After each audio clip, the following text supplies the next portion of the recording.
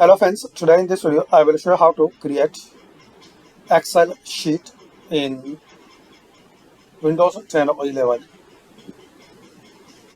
So here guys you will see this plus icon in bottom side of this Excel workbook. To create sheet, just have to click on this plus icon like this. As we can see, we have now these 4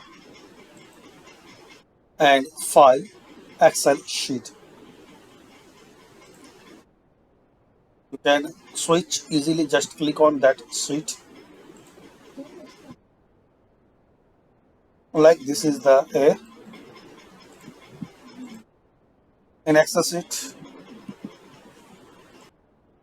So you can switch easily, just click on that sheet number 1, 2, 3, 4 or 5. So thanks for watching. Please share, like and subscribe.